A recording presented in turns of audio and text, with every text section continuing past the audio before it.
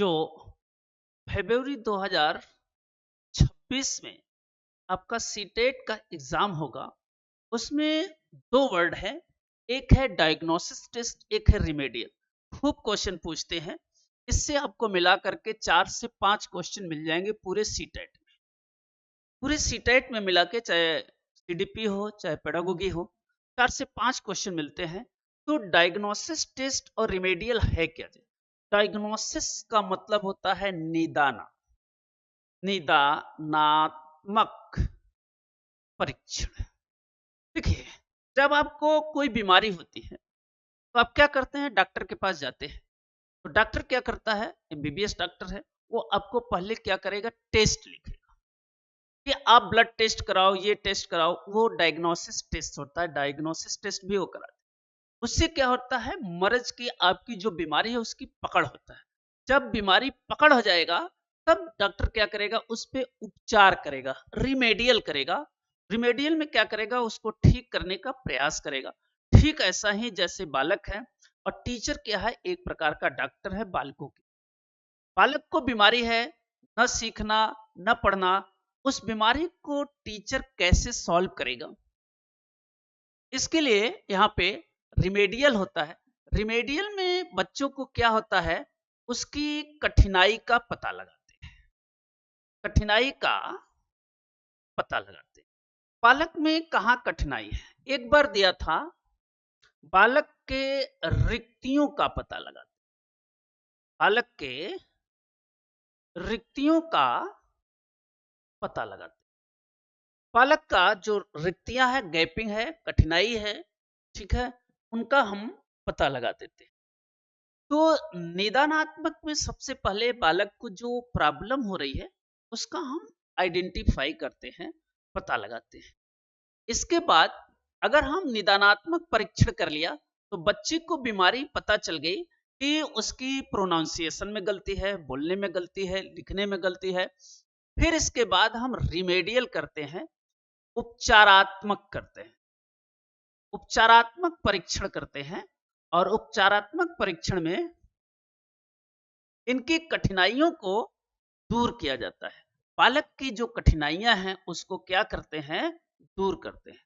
बालक की कठिनाइयों को दूर किया जाता है। बालक को जो प्रॉब्लम आ रही है उसको दूर किया जाता है, ये रिमेडियल। तो आज हम लोगों का जो टॉपिक है, यही दो टॉपिक है, डायग्नोसिस और रिमेडियल, जिसके बारे में बता दिया। यहाँ पर क्वेश्चन के अकॉर्डिंग भी हम लोग जो है उसको अच्छे ढंग से और समझेंगे। जैसे यहाँ पे पहला क्वेश्चन है कि निदानात्मक संबंधित है, इवेल्युएशन से, मूल्यांकन से, आइडेंटिफाई ऑफ लर्नर डिफिकल्टीज अभी बताए, बच्चे की कठिनाई से है, क्लासरूम मैनेजमेंट से है, मोटिवेशन से है, नहीं।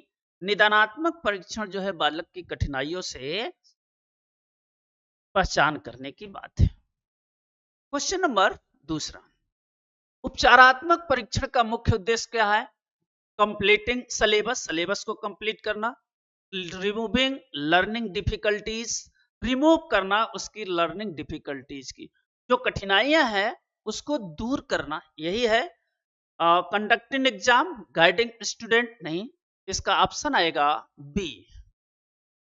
क्वेश्चन नंबर 3, सबसे पहले क्या किया जाता है? हम, अगर आप पेशेंट है और डॉक्टर के पास जाएंगे तो सबसे पहले क्या करेगा? डायग्नोसिस टेस्ट करेगा, आपकी बीमारी का पता लगाएगा। तो सबसे पहले क्या करेंगे? हम बीमारी का पता लगाएंगे, डायग्नोसिस टेस्ट करेंगे। डायग्नोसिस टेस्ट से बच्चे की गलतियों का पता लगाते हैं, त्रुटियों का पता लगाते हैं। निदानात्मक परीक्षण शिक्षकों को क्या सहायता करता है? पनिशमेंट स्टूडेंट नहीं, आइडेंटिफाई वीक एरियाज, उसका जो कमजोर पक्ष है उसको आइडेंटिफाई करता है निदानात्मक परीक्षण। रैंक के लिए, कंट्रोल करने के लिए नहीं। तो इसका आएगा option B, identify the weak area, जो उसका कमजोर पक्ष है उसके लिए। उपचारात्मक शिक्षण का मुख्य उद्देश्य क्या हो? रिमेडियल का मुख्य उद्देश्य क्या होना चाहिए? ग्रुप बेस्ड, इंडिविजुअलाइजेशन, कंपेटिटिव, देखो कंपेटिटिव नहीं होगा, रिजिड नहीं होगा, इंडिविजुअलाइज माने व्यक्तिगत, व्यक्तिगत माने प्रत्येक एक एक को, जैसे डॉक्टर के पास जाएंगे तो एक एक पेशेंट को बुला करके वो देखता है, उसका रिमेडियल करता है कि अच्छा ये बीमारी है, चलो इस पे ये दवा काम करेगी। ऐसे ही बच्चों को हम इंडिविजुअल देख करके उसकी क्या बीमारी है, क्या समस्या है, उसका हम उपचार करते हैं। डायग्नोसिस फोकस ऑन, जो निदानात्मक केंद्र है उस पे किस पे होता है? टीचिंग मेथड पर होगा, लर्निंग प्रॉब्लम पर होगा, डिसिप्लिन पर होगा और टेक्स्ट बुक पर होगा। देखो न डिसिप्लिन पर होगा न टेक्स्ट बुक पर होगा, बल्कि लर्निंग प्रॉब्लम पर होगा। बच्चे के सीखने में जो समस्या आ रही है उसका हम पता लगाएंगे। क्वेश्चन नंबर 7 देखिए क्या है? उपचारात्मक शिक्षण होना चाहिए। रिमेडियल शिक्षण कैसा होना चाहिए? सेम फॉर ऑल, सबके लिए बराबर होना चाहिए? नहीं, सबकी बीमारी अलग अलग है तो सबको अलग। फ्लेक्सिबल होना चाहिए, लचीलापन होना चाहिए। लचीलापन एग्जाम ओरिएंटेड होगा, मैकेनिकल नहीं।